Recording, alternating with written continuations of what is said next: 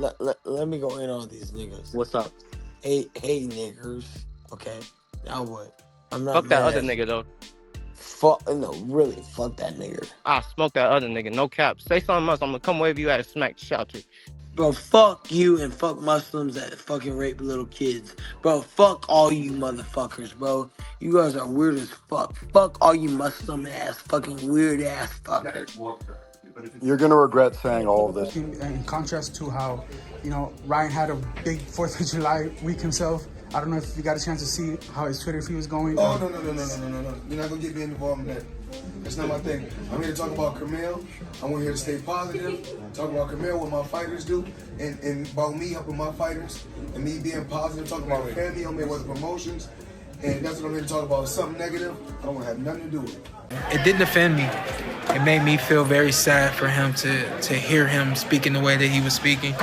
And even hear him saying he wasn't going to regret it.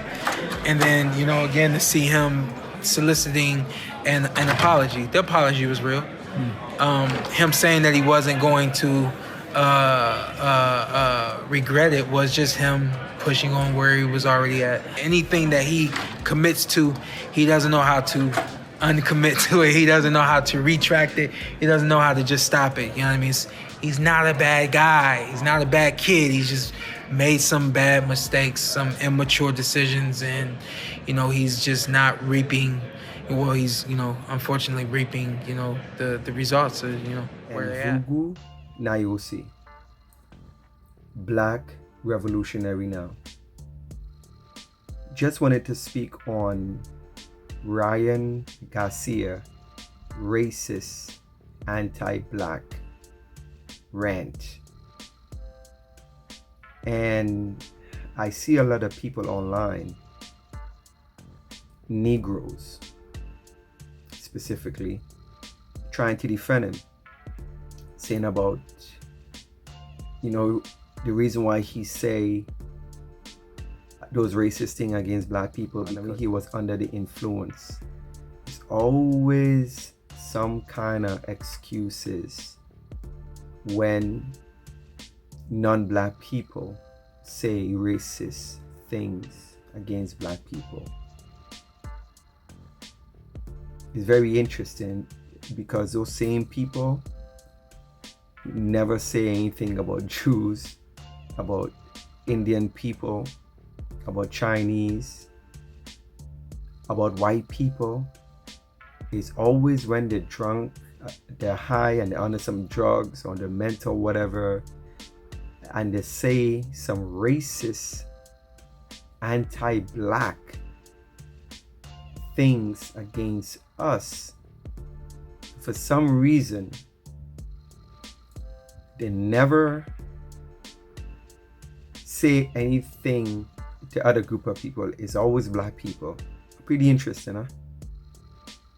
But the sickening part is when you have black people who is defending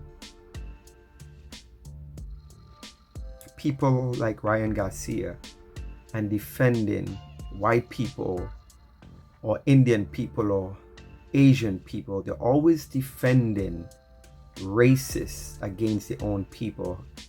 I'm not surprised. And then you have Negroes like Floyd Mayweather, who was asked a question about Ryan Garcia racist rant, and he refused to speak on it. This Negro ain't got nothing to lose, absolutely nothing. And when you see a guy like that, who have the voice and who have the influence to say something and to shut it down, and they don't, you embolden more Ryan Garcias to say anti-black racist stuff against black people, because that will never happen in no other community. The moment that somebody say anything about any other community, whoever is representing them They let it known right away. They don't tolerate that.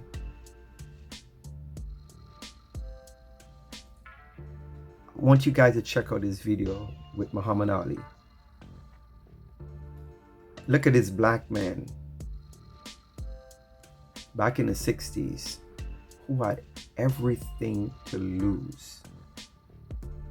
And he lost his boxing license, I think they say for 5 years, but he got it back after 3. You know, he had a wife, he had his kids, and he still stand up for black people. Check out this clip, and we'll come back and discuss the rest. What do you see your own place very clearly as an athlete and as a figure in this particular dispute we've been talking about? What about other black athletes, Mohammed, like, say, take Patterson as an example? Or what Patterson? The others, Floyd Patterson. Oh, he's completely opposite from me. Yes. He ain't no way like me. Yes, precisely, that's why I'm asking you about it. What do you think about the other black athletes like them who in their time have had influence or would have been in a position to have influenced people, their own people and this sort of thing, about their attitude, which is certainly slightly less moderate than yours, or slightly more moderate rather than yours? Well, they go down in history just been athletes. They don't. I'm giving more praise and credit for what I'm just doing now on this show than coming here and beating 5-year-old English champions. Oh, at the same time. Because right now, black people, when you show this show, are home jumping, home shouting, because they don't have the nerve to say what I'm saying, and nobody has never said it, and they're just so happy to see a black man who will stand up and jeopardize every quarter he's got to tell the truth. So, like Floyd Patterson and other fighters, they just don't take part. They make $1 million, they get them a Rolls Royce, they get them a nice home, they get them a white wife. Well, I made it, America's great, and the rest of them catching hell, and he won't say nothing. But when one man of popularity can let the world know the problem, he might lose a few dollars himself telling the truth, might lose his life. But he's helping millions. But if I kept my mouth shut just because I can make millions, and then this ain't doing nothing. So I just love the freedom and the flesh and blood of my people more so than I do the money. Yes, as you can see, the world greatest, the GOAT, Muhammad Ali, in his own words. So you understand where he stands. You understand why he put his life and his career, his bread and butter, his boxing, to stand up against anti-black racism, injustice, discrimination, racism. You understand? And he had everything to lose. So when you look at Floyd today,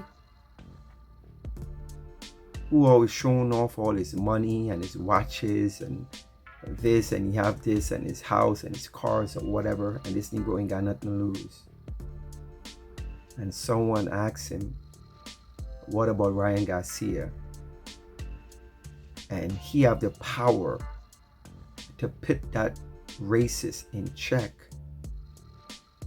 and to take a stand and say, yo, we won't tolerate that. You know what I mean? He's a coward. He's a coward. Straight up. So when people are talking about the greatest, whatever, yeah, man, you know, that's debatable, because I know back in the days, he lost a fight, and I can't remember, you know, the opponent, but I will go check that video and maybe I'll post it, whatever. Yeah, he lost. And even the commentators were saying, yo, what fight, like the judges was watching. Yeah, he lost. So yes, we know, yeah, he have a perfect record to say, but that particular fight, he lost that fight. He should have a L on his record. But that is beside the point. You know what I mean? And the greatest doesn't mean you're undefeated. That doesn't make you great. So, but that's another discussion. When you look at Muhammad Ali, yes, he was great inside the ring, but he is also greater outside of the ring.